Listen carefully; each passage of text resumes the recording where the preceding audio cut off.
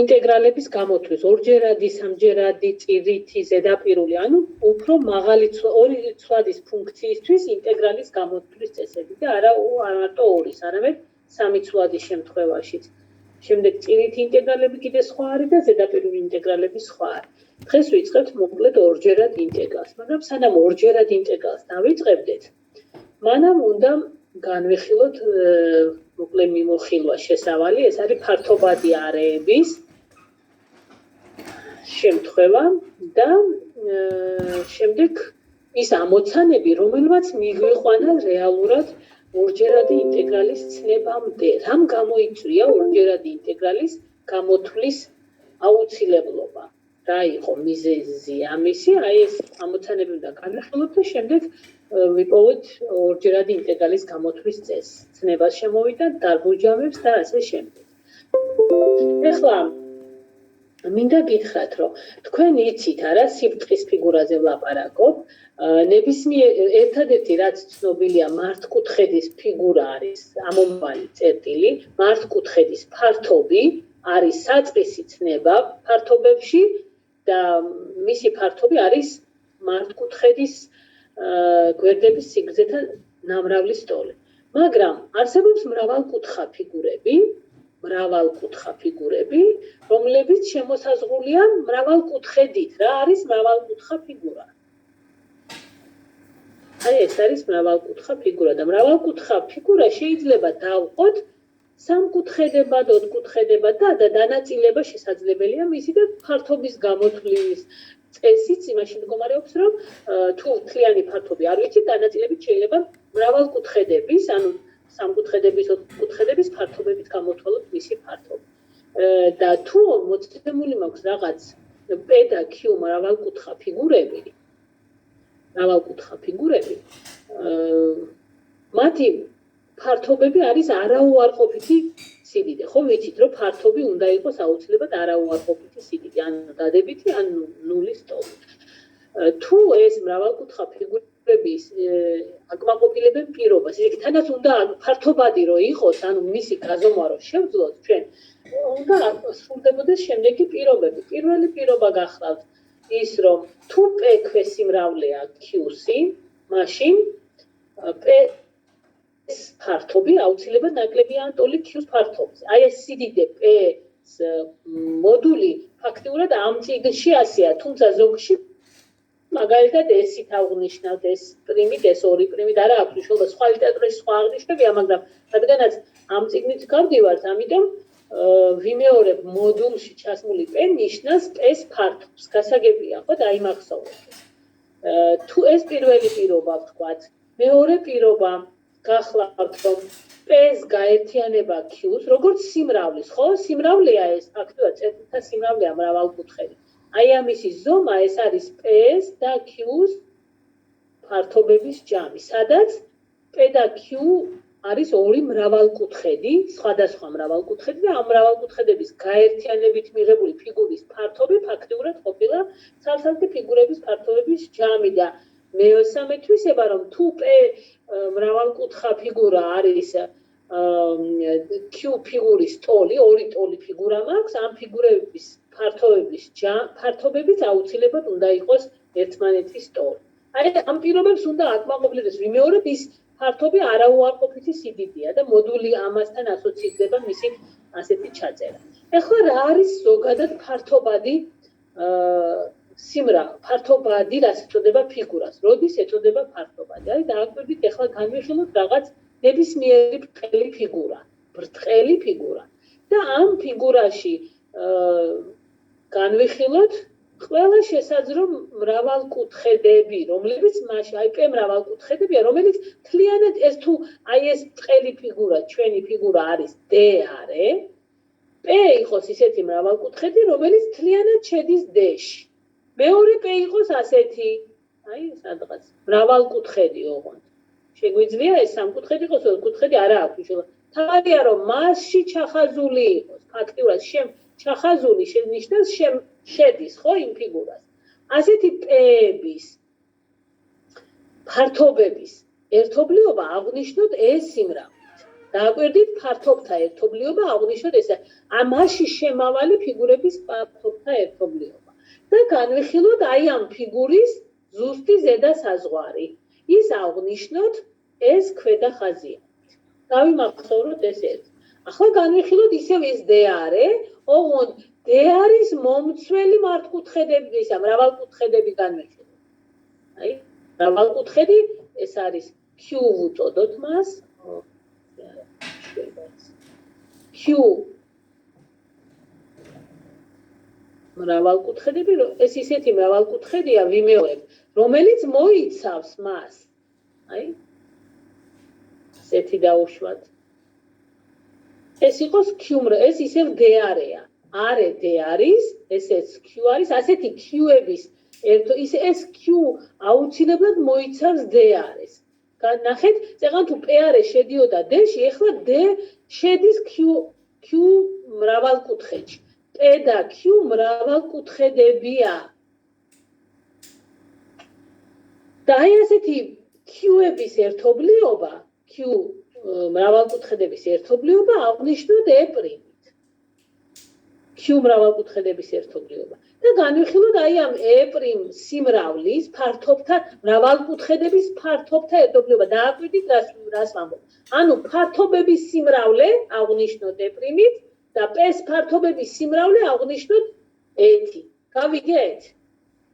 დიახ. და განვიხილოთ ზუსტი ქვედა საზღვარი. ეს აღვნიშნოთ ეს ზედა ხაზიანით. ეხლა ფიგურას ეწოდება, საერთოდ დააკვირდით აბა ყოველთვის ეს ქვედა ხაზიანი არის თუ არა, იქნება თუ არა ზედა ხაზიანზე ნაკლები. ან ტოლი. ყოველთვის ასეა, არა? ეს სხვა აგების თანახმად ასეა. და ეხლა თუ ნაკლებიების გარდა ნაკლებიან ტოლობამ შესრულდა, ესე იგი ეს ქვედა ხაზიანი თუ ეს ზედა ხაზიანის ტოლი გამოვიდა, მაშინ ვიტყვით რომ ფიგურა არის ფართობადი. ანუ ნახეთ რას გულისხმობ. ეს Q-ების სიმრავლე იმდენად შემოხაზული მრავალკუთხედების და ჩახაზული მრავალკუთხედების სიმრავლეს წარმოადგენს. და შემოხაზულების ფართობის ზუსტი ქვედა საზღვარი ტოლი ახლოს უნდა იყოს რასთან? ჩახაზულის მრავალკუთხედების რას? ჩახაზული მრავალკუთხედების ფართობების ზუსტ ზედა საზღვარს, ხო? ყველაზე დიდი რომელიც იქნება იმის ფართობი და შემოხაზულებში ყველაზე მცირე რომელიც იქნება იმის ფართობები უნდა იყოს ერთმანეთის ტოლი. ასეთ შემთხვევაში ვიტყვით რომ ფიგურა არის ფართობადი. გარდა ამისა, ფართობადი იმისათვის რომ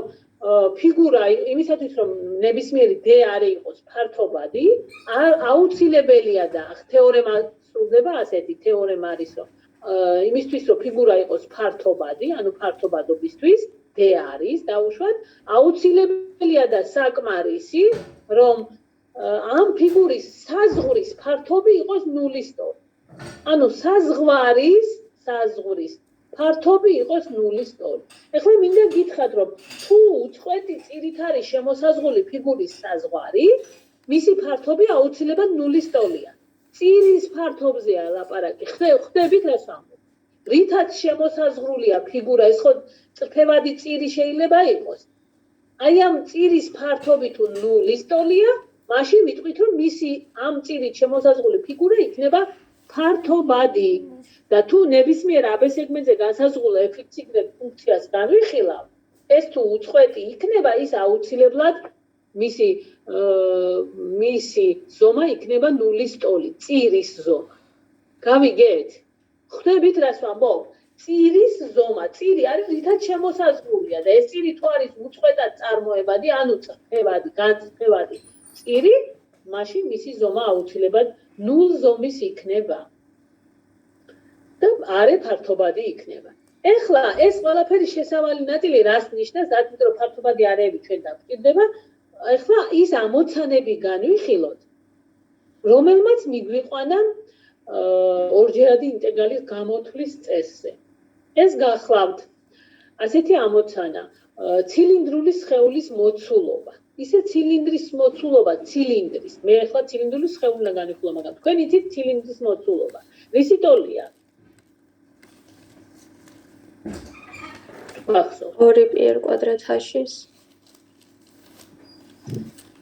2 პი-რ კვადრატაში თუ პი-რ კვადრატაში? 2 პი-ელი არის გვერდითი ზედაპირი და პი-რ კვადრატაში არის ესა. ეხლა ეს თქვენ რო გახსოვთ აი მოცულობა პი-რ კვადრატაში ეს ფაქტიურად ნახეთ რა არის პი-რ კვადრატი რა არის? ფართობი არ არის ფუძის. ამ ცილინდრი გვაქვს. ფართობია, ხო? და აში არის რა? სიმაღლე. საერთოდ დაიმახსოვრეთ, მოცულობა, სივრცითი სხეულის მოცულობა რო განმარტო, ფუძე რაც აქვს, თქვენს მიერ ცნობილ იმას ვაპარაკობ, რა ქვია, ბრტყელი არე თუ აქვს ფუძე, თქვენთვის ცნობილ ფიგურებს ვამბობ და არა მარტო თქვენთვის, ასევე შეიძლება ნებისმიერი ფიგურა აიღო. ხო? ფუძის დაიმახსოვრეთ, ფუძის ფართობის სიმაღლეზე ნამრავლი არის ყოველთვის მოცულობა. ეხლა ეს რა არე იქნება, ფუძე რა იქნება, ცილინდრი თუ ესე იგი წრეწირია, ხო, ფუძეში. შეიძლება იყოს ისა რა წირები არსებობს თქვენთვის ცნობილი. ელიფსი რიგის წირებში განხილული იქნება აუცილებლად, ხო? კი არა, აი ელიფსი. ეს უკვე ცილინდრი აღარა, ცილინდრული სხეულია. მაგრამ ცილინდრი აღარა, თუმცა ახლა დახაზვით იგივე ნაირად იხაზება და თითქოს გავს ამას, მაგრამ არა, აი ეს როგორია, იცი, ფუძე გაწელილი წრეწირში წარმოიდგინეთ, მილი არ არის. წრიული მილი არ არის, რომელიც დიამეტრი ისა წარმოადგენს წრეწირის დიამეტრს. ეს არის აი აქ შევიწროებული, ჩათვალეთ, რომ ესა რა ქვია, წირი რო ელიფსი ხო წარმოგიდგენიათ რა. ანუ ეს უკვე ცილინდრული სხეულია, ეს ცილინდრია. და ამის ფართო მოცულობაც გამოითვლება ფუძის ფართობი, ოღონდ უკვე წრეწირის პი-რ კვადრატი კი აღარ იქნება. იქნება რა, ელიფსის ფართობი გამრავლებული აშზე. ანუ ზოგადი ფორმულა ეს მინდა გითხრათ, რომ არის რა, ელიფსის ფუძის ფართობის სიმაღლეზე ნამრავლი. დაიმახსოვრეთ. პარალელეპიპედის მოცულობა იცით რა არის? სამი განზომილების ნამრავლის ტოლია, ხო? დიახ. იცით რატომ? ფუძეში პარალელეპიპედს რა აქვს? დაუშვათ მართკუთხა პარალელეპიპედი. მართკუთხედი აქვს და კუთხედი. მარტავს ვამრავლებთ ფუძის აი ეს მინდა იცოდეთ, საერთოდ მათემატიკაში თუ საფუძვლიანად იცი შინაარსი რა რისგან მიიღება ეს მისი დამტკიცება სხვა ახალი ფართობის დაზეპირება არ დაგჭირდება, დანარჩენს უკვე გამოიყვან შენ თვითონ, როცა საჭირო იქნება. ყველაფრის და ეხლა აი ეს მარიამ 2 პი-რ კვადრატი რომ შეგეშალა, ამაზე მოვაყოლე ეს ყველაფერი. ანუ მიხვდით რატომ არ უნდა 2? ფუძის ფართობი ხო არ არის 2 პი-რ კვადრატი. არის პი-რ კვადრატი, აღარასდროს აღარ შეგეშლება არც. დარწმუნებული ვარ. მიხვდით? და აი გვერდითი ზედაპირის ფართობი წრეწირის სიგრძე გჭირდება. აი ამის სიგრძე და ამიტომ ამისი წრეწირის სიგრძე არის სწორედ 2 პი-რი და მრავლდება L-ზე, ანუ იმაზე სახელზე, ხო? ამიტომ არის ფუძის ფართობი კი არა, სიგრძე უკვე. რაც აქვს, ანუ პერიმეტრი გამრავლებული L-ზე. გავიგეთ რისი თქმა მინდა? დიახ. ამიტომ ესენი აი ახლა მთავარი ეს იყო ჩემთვის რომ ვე არის ეს აში და ახლა ეს ჩვენს მაგალითში გამოვიყენოთ. ჩვენ გვჭირდება ცილინდრული სხეულის მოცულობა. აბა დააკვირდით ახლა რა არის ცილინდრული სხეული. განვიხილოთ სამგანზომილებიანი სივრცე.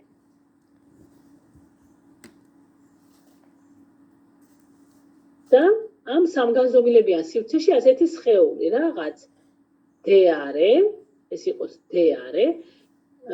სხეული არის შემდეგი, რომელიც ზემოდან შემოსაზღვრულია z-უდრის fx-y ფუნქციის ზედაპირით, ანუ ეს არის ზედაპირი სივრცეში, ქვემოდან შემოსაზღვრულია ბრტყელი d-არით და გვერდებიდან ცილინდრული სხეულით. რას ნიშნავს ახლა ცილინდრული სხეული? აი ახლა გეტყვით.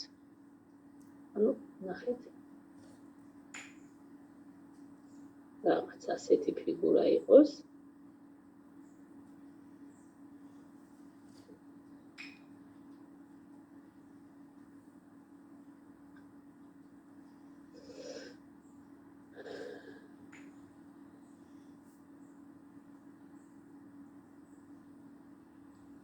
ცილინდრული სხეულით არის შემოსაზღვრული, ნიშნავს, რომ მისი გვერდითი აი ზედაპირის მსახველები Z ღერძის პარალელურია. გასაგებია? ამას ნიშნავს ცილინდრული სხეულით ფიგურის მსგავსება იმასთან. Z ღერძის პარალელურობა ნიშნავს ცილინდრული სხეულის სხეულს რა. ამიტომა ცილინდრული სხეული, რომ ვიმეორებ, მისი გვერდითი ზედაპირი მიიღება აი ამ პარალელური ღერძის პარალელური აი სამწუხაროდ არ იხაზება კარგად. ხო? გავიგეთ რა არის ცილინდრული სხეული? დიახ. ხო?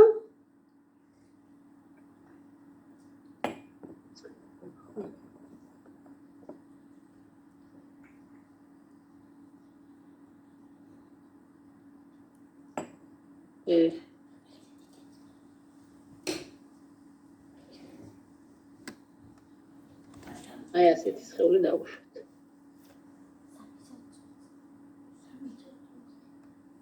ვინც არ დაიხაზა ისე რომ მინდა. იყოს ასე. ეხლა განვიხილოთ აი ეს ზედაპირი, ნახეთ? ეს გახლავთ z უდრის fxy ფუნქციით შემოსაზღვრული ზედაპირი. ანუ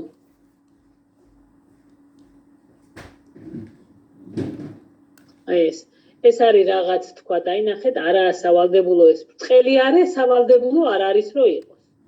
რაღაც დავუშვათ ასეთი.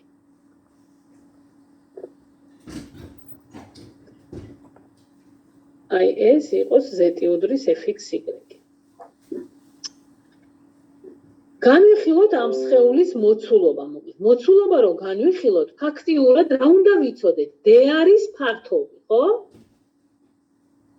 ეხლა როგორ ვიპოვოთ d არის ფართობი? ამიტომ ამის გამო, ესე იგი, დავანაწილოთ ეს d არის რაღაც ფიგურებად.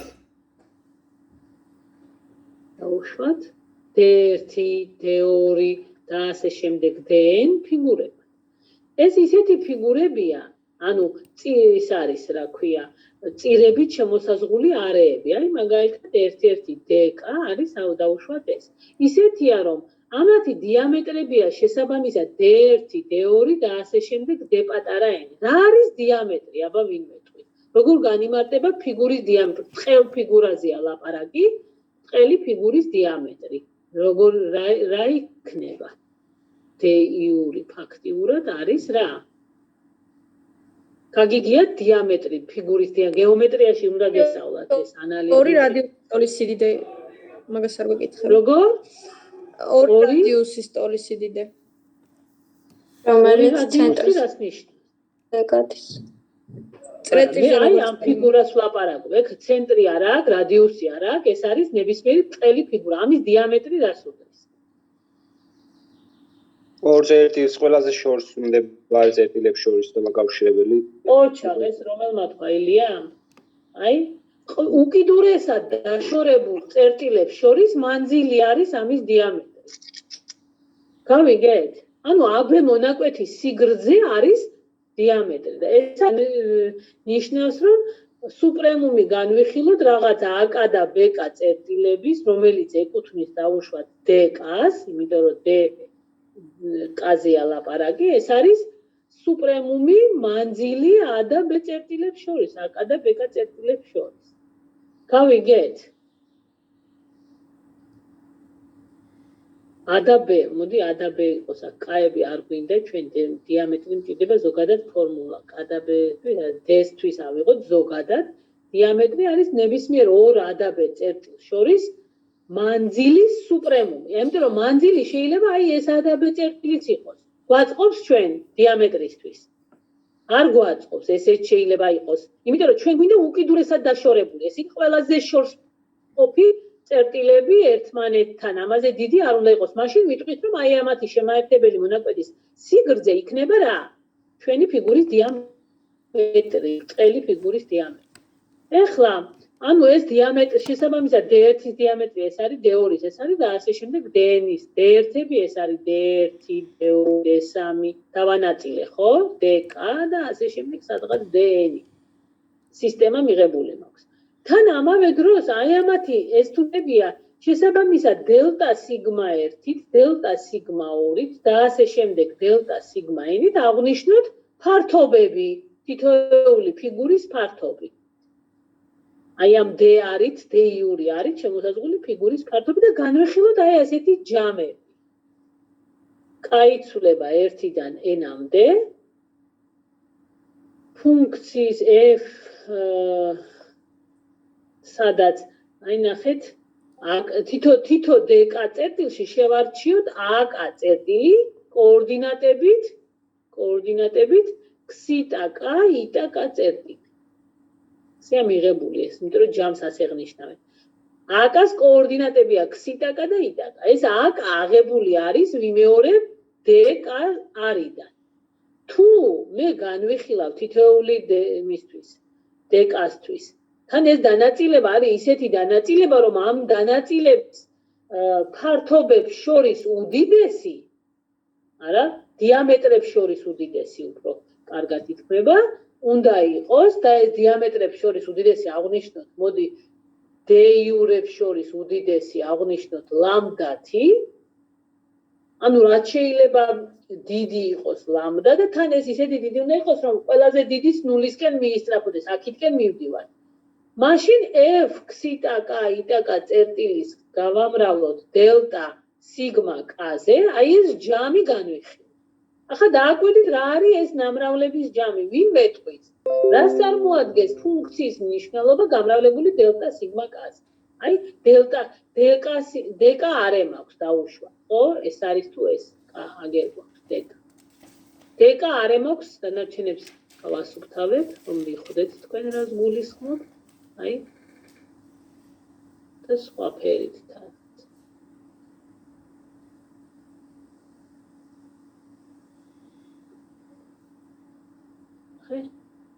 აი ეს არის გადავუშვათ. ახლა მითხარით რას ნიშნა? აქ არის AK წერტილი, აი აქ. სადღაც. AK კოორდინატებით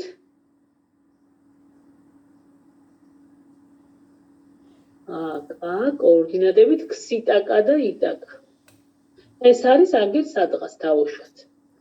აი ამ არის AK წერტილის ფუნქცია, ამ წერტილში ფუნქციის მნიშვნელობა. რა არის? აბა დააკვირდით ხაზე, შესაბამისად უნდა მოვძებნო აი ამ ფიგურის შესაბამისი z წერტილი, აი ამ z უდრის fxy ზედაპირზე. ხო? და თუ ამ მნიშვნელობას გავამრავლებ რაზე? ფართობზე, აბა ვინ მეტყვის რა იქნება? ამის შესაბამისი ფიგურა ხო აქ სადღაც მოიძებნება, აბა რა უნდა იყოს თქვენი აზრი? იქნება თუ არა აი ამ მცირე ცილინდრის, ხო? ცილინდრული ზედაპირის. მაშინ სადამე ჩვენი ცილინდრული ზედაპირი დიდი დავყავით მცირე. აი ახლა აქ ძალიან დიდია ეს დაშტრიხული ნაწილი, მაგრამ ვიმეორებ ეს მიახლოება იქნება ძალიან კარგი, თუ დავანა D-იური ფიგურების დიამეტრები იქნება ძალიან მცირე, ანუ მათი ფართობებიც იქნება ძალიან მცირე. გავიგეთ? მაშინ იქნება თუ არა ეს ჩვენი ფიგურა შეიძლება დაემსგავსოს ცილინდრს და ცილინდრის ფართობიდან გამომდინარე მიაზღვა არ უნდა განვიხილოთ და თავისთავად შეიძლება ჩვენი ფიგურის მოცულობად ჩავთვალოთ ეს მცირე ცილინდრული სხეულის მოცულობა ცილინდრის მოცულობად ავიღოთ, განვიხილოთ. გავიგეთ? ესე იგი ეს ნამრავლი ცილინდრული სხეულის მოცულობას წარმოადგენს, მცირე ცილინდრული სხეულის. ახლა თუ ასეთების ჯამს განვიხილავ, რა იქნება ეს ჯამი? ეს არის მცირე ცილინდრული სხეული, მთლიანი ცილინდრის მოცულობა იქნება. მოგცემს მთლიანი ცილინდრის, რომელიც ცილინდრული სხეულის, ცილინდრი არ ვთქვათ. ცილინდრი არის მხოლოდ ის, რომელიც არის იმითი ფუძეში წრეწირით მოცემული. გავიგეთ? დანარჩენი ყველა არის ცილინდრული სხეული. და მივიღებთ ცილინდრული სხეულის მოცულობას. ოღონდ ეს მიახლოება იმ შემთხვევაში მიახლოებით არის ამის. მაგრამ თუ განვიხილავ ზღვარს, როცა დანაწილების ქვესეგმენტთა სიგრძეებს შორის უდიდესიც კი ლამდათი თუ აღნიშნავ მისწრაფვის ნულისკენ, იმიტომ რომ მინდა რომ არ შეიძლება მცირე ფიგურება დავანაწილო, ხო? გასაგებია? ამიტომ ჩემი ვეს მოცულობა უკვე ტოლობად შემიძლია გადავაქციო, ოღონდ აი ამ ზღვარისა. ეს როგორც ერთგანზომილებიან სივრცეში ხდებოდა x ერთი წადის ფუნქციისთვის, თუ ხდებით ზუსტად ანალოგიურია, აქაც ოღონდ იქ იყო მართკუთხედების ანუ წელიფი არის დანაწილება, აქ არის რისი დანაწილება? სივრცითი ცილინდრული სხეულის ფუძეების დანაწილება. თვითონ სხეულიც დანაწილდება და დანაწილების მოცულობა იქნება ცალ-ცალკე მოცულობების ჯამის ზღვარის ტოლი. გავიგეთ? ზუსტად ანალოგიურად, მოგეთ ეს დაიმახსოვრეთ.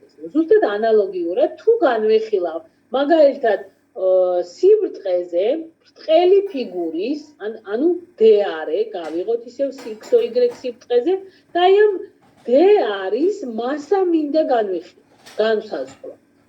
რას ნიშნავს მასა? ესე იგი, ფიგურა მაქვს მოცემული, რაღაც ფირფიტა დაუშვათ, D-არის და ეს ფირფიტა წარმოადგენს, ერთი წუთი ამას გავასურთებ, რომ ზედმეტი ნახო.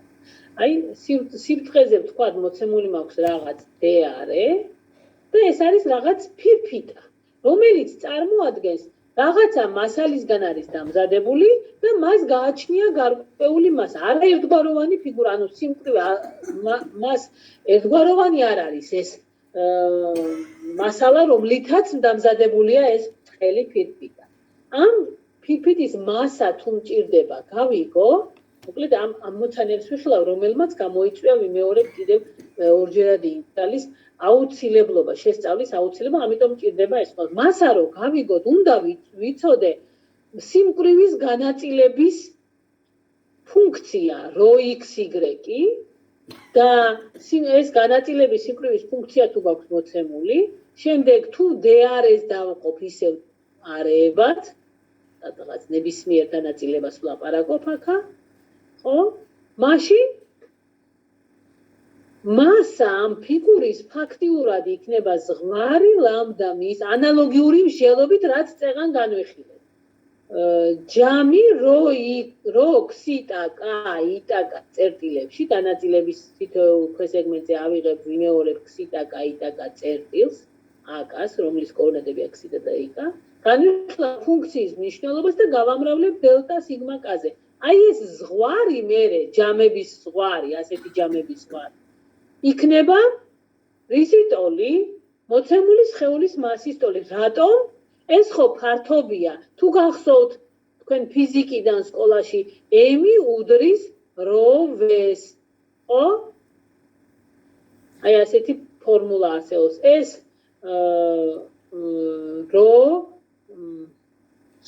სიმკვრივეა. ρ-ს. როგორ? სიმკვრივეა, ხო? სიმკვრივეა რო, ხო? აი ამ სიმკვრივის ფუნქცია აქ მოცემული აი ამ როლში და დელტა სიგმა არის ფართობი. გავიგეთ? ამ ფორმულებიდან, ამათი საერთო თვისებიდან გამომდინარე ვღებულობთ აი ამ მასის გამოსაცდელ ფორმულას. ეხლა რაც შეეხება ეს ამოცანები, აქამდე ეს ჩვეულებრივ განვიხილეთ, რამაც მიგვიყვანა ჩვენ მის რაზე ორჯერადი ინტეგრალის გამოთვლაზე. ეხლა ორჯერადი ინტეგრალის ცნება შემოვიღოთ, ამიტომ რას წარმოადგენს. ამისათვის ბრტყელ ფიგურას თუ მოცემული მაქვს მაგალითად z უდრის fxy ფუნქცია, D-არე, რომელიც განსაზღვრულია ამ D-არეზე, fxy ფუნქცია განსაზღვრულია D-არეზე და განვიხილავ D-არის რაღაც ლამდა დანაწილებას. ლამდა დანაწილება ჩაიწერება ასე D1, D2 და ასე შემდეგ dn ფიგურებით დანაწილება შესაბამისად ამათი დიამეტრები არის d1, d2, dn ანალოგიურად ეხლა უკვე სწრაფად წერი ფართობები არის დელტა სიგმა 1, დელტა სიგმა 2 და ასე შემდეგ დელტა სიგმა n და თუ შევადგენ ამ ჯამს რომელსაც სიგმათი აღნიშნავ უკვე გაიცვლება 1-დან n-მდე f თითოეულ დანაწილების dk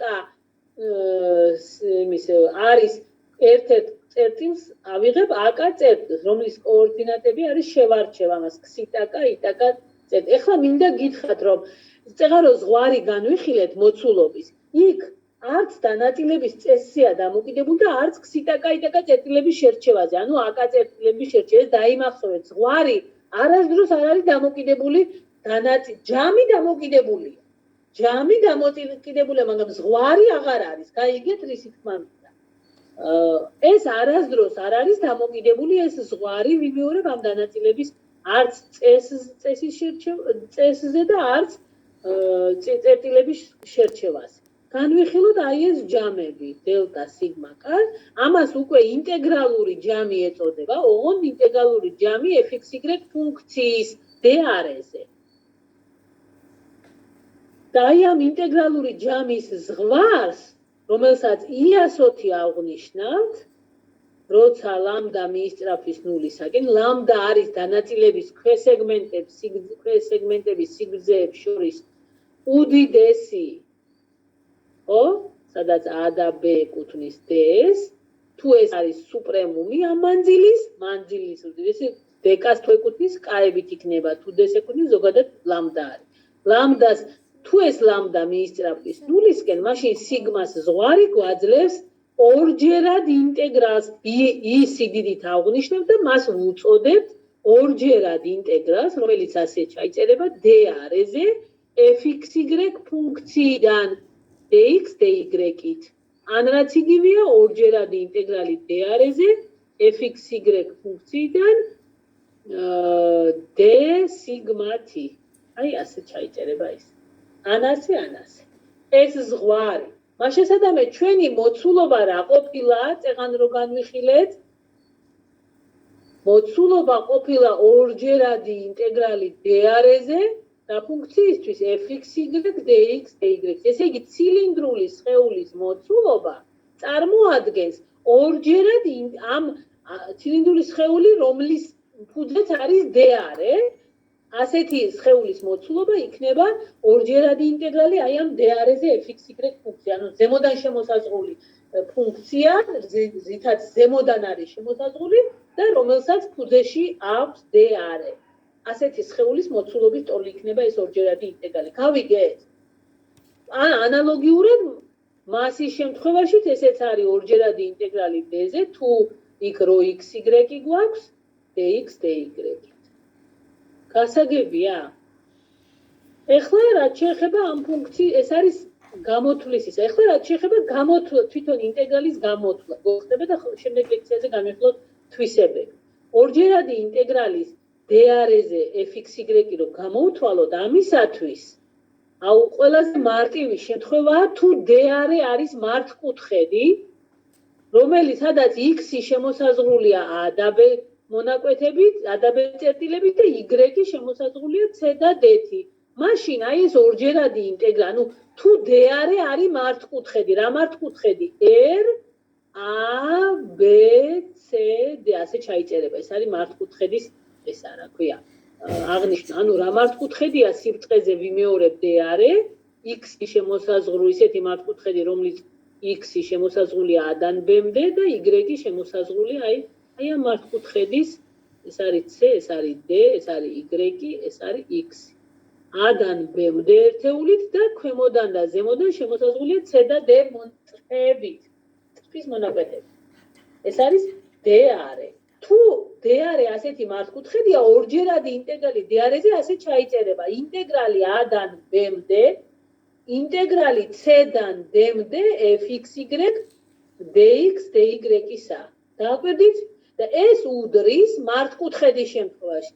ინტეგრალი a-დან b-მდე ფრჩხილებში, ინტეგრალი c-დან d-მდე fxy d c-დან d-მდე y-ი განისაზღვრება, ხო? dy და გარეთ dx-ი. ან ეს იგივეა, რაც ინტეგრალი c-დან d-მდე, ინტეგრალი a-დან b-მდე, fx-y dx და მერე dy გარეთ. ახლა რას ნიშნავს ეს ორი? ეს მხოლოდ მას კუთხედებს ვიხილავ ჯერ. ანუ თუ ფიგურა წირებით არის სხვა წირით. აი ნახეთ d-არე თუ არის ასე. ჩავიწერეთ ეს? რომ არ ესაქნას რა ქვია, დრო გავიდა და მოვასწრო მინდა მაგალითიც. გავიგეთ თუ არა, გააქვთ აქ შეკითხვა, ეს მაინტერესებს. არა გასაგებია. ჩავწეროთ. ეხლა თუ ფიგურა შემოსაზღვრულია, აი ნახეთ, აი ეს სხვა შემთხვევა არის, თუ ფიგურა ეს d-არე, შემოსაზღვრულია დავუშვათ რაღაც წირებით. აი ნახეთ, ეს არის a და b წირი, a და b წფებით და ეს არის φ1 x, φ2 x ფუნქციებით, აი ეს ფუნქცია. y უდრის φ2, y უდრის φ1. თუ ასეთი წირებით არის, მაშინ ეს თუ d-არეა, ორჯერადი ინტეგრალი d-არეზე fxy dx dy-ისა უდრის ინტეგრალი a-დან b-მდე დააკვირდით. ინტეგრალი φ2-დან φ1-მდე, ნუ აქ იყოს φ1-დან φ2-მდე თუ მინდა, ნუ ამას არსებითი მნიშვნელობა არ აქვს. φ1 x-დან φ2 x-მდე fxy